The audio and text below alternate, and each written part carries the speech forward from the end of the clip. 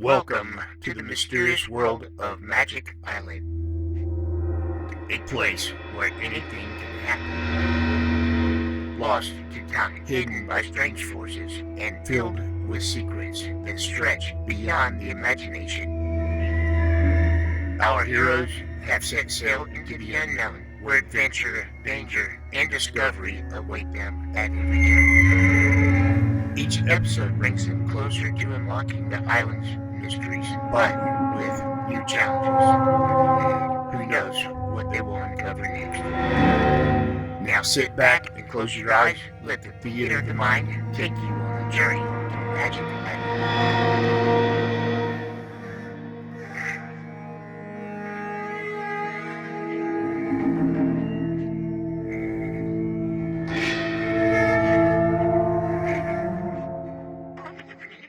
At last, Johnson on the Gregory boat is nearing the Magic Island.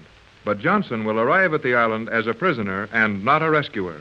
Jerry and Joan were ordered to go in the Euclidean submarine and aid in the capture of Johnson's boat, while the captain and Mrs. Gregory have seen and heard all that took place in the submarine through the wonderful prism reflectors in G-47's control chambers. The submarine is towing the Johnson boat, which has run out of fuel. They are only a few miles from Euclidia, the Magic Island. Mrs. Gregory and Captain Bradford are now back on their captive yacht, inside a lock in the submerged island. The alarm gong on the island has been ringing, and Mrs. Gregory and Tex are trying to learn the meaning of the signals.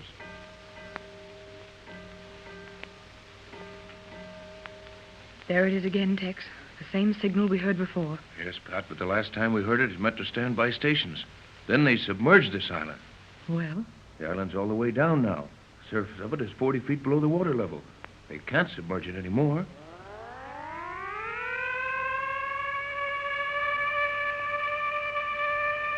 Just the same, there's the signal.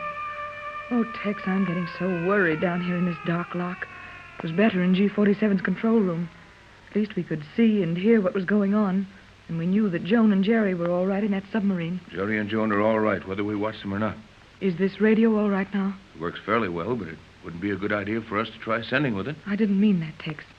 Just so it works well enough that we can hear Johnson if he talks to Jerry in the submarine. Poor Johnson. I'll bet his face was a study when that sub picked up his bow anchor with a magnet and started to tow him to this island.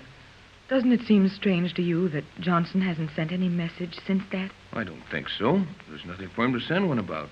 It's just the end of a good try on his part, and he's failed. I imagine he doesn't feel a whole lot like talking to anyone. Tex, 4 strokes of the alarm gong. That should mean the 4th level. The island's going up again. I think you're right, Pat. That must mean that the battleships are all safely out of the way. Johnson's boat is near enough that they're getting the island out of the water so the submarine can land the captive boat at one of the piers. Then Joan and Jerry will be back with us again. I won't care much what happens if I can only keep them near me all the time. Yes, and once I get Johnson on this island with the materials he has on that boat, it shouldn't take us long to figure a way out of this. But G-47 will take the materials away from you the minute the boat lands. Oh, will you quit worrying so much, Pat? We'll get off this island if it takes a year. Now, just try to take it easy and leave the rest to me. The 3rd level, Tex. We're really going to get up out of this awful dark at last. Looks like it. I hope they let us take the yacht back out into the open water between the piers again. I don't like this living in a hole underwater myself. That's right. G-47 may not want the yacht outside again. I don't think he'll object to that. Doesn't look much like we'd run away with a broken mast and these smashed cabin roofs. And will we be allowed to remain on the yacht? G-47 said we could. He hasn't room for us to live on the island and no time to build quarters for us.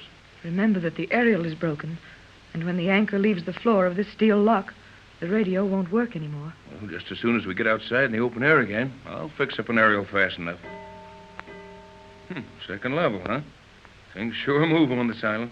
Only another minute or two, and the top of the island will be out of the water. Yes, and if we don't hear from G-47 pretty soon about getting this yacht out of this lock, I'll go and ask him. And that's probably G-47 now. I suppose it is. Come in. Oh, well, Skipper, come in. And close the door. Island What about the island? rising. Yes, Skipper, we know. The island will soon be out of the water. Have you heard whether we're to be allowed to take the yacht out of this lot? Yep. We are to be allowed to take it out? Aye. How did you find out this? The 1st level. Then the steel control chambers on the surface are coming out of the water now.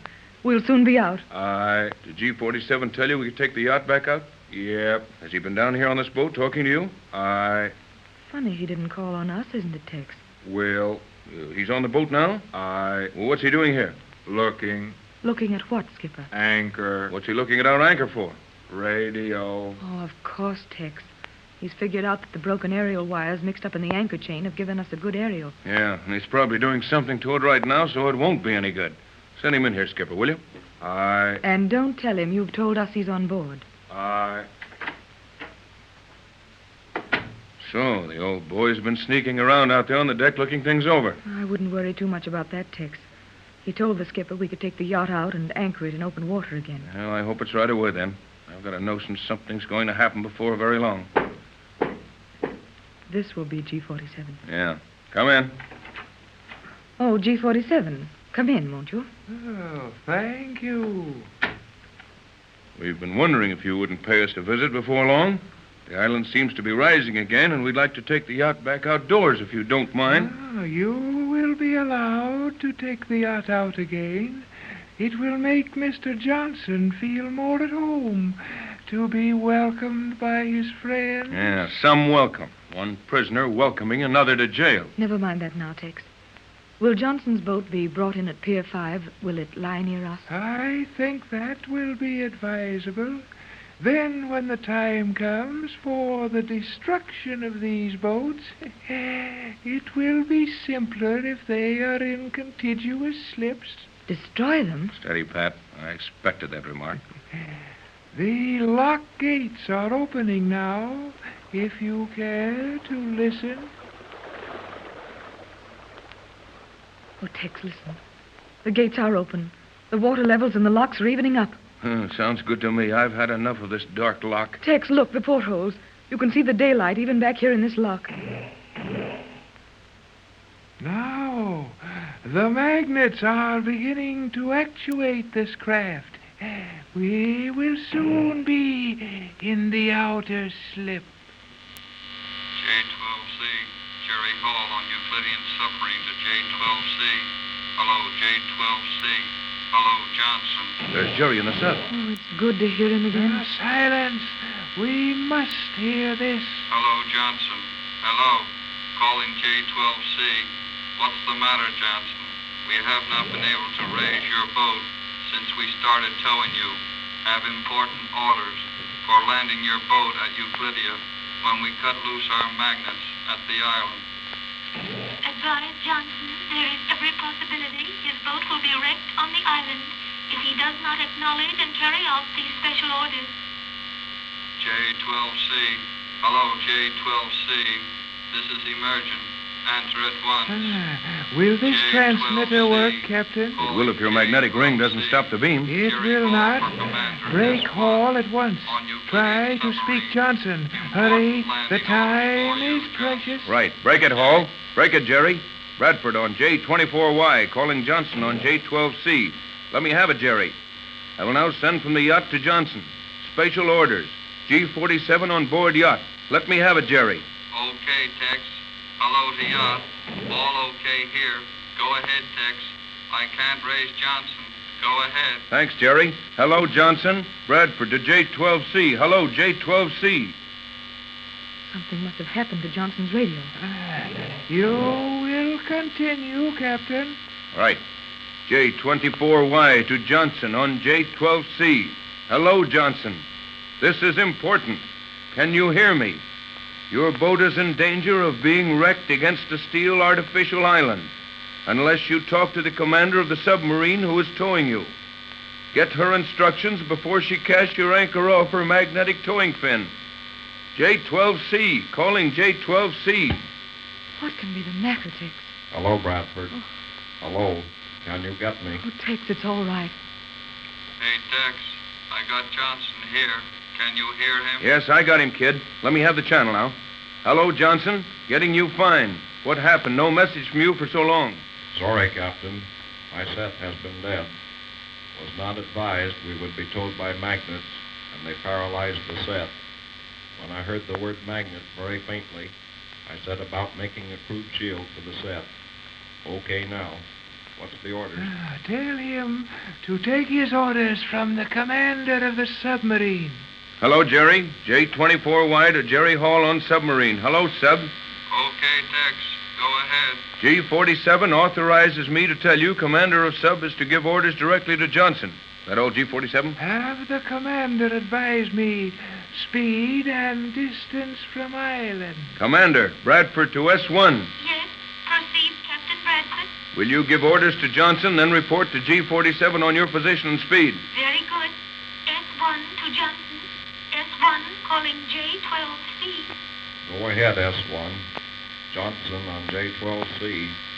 Ready, S1. Go ahead. We are 15 knots from island. Stand by when within 1 knot of island. I will cut magnets off.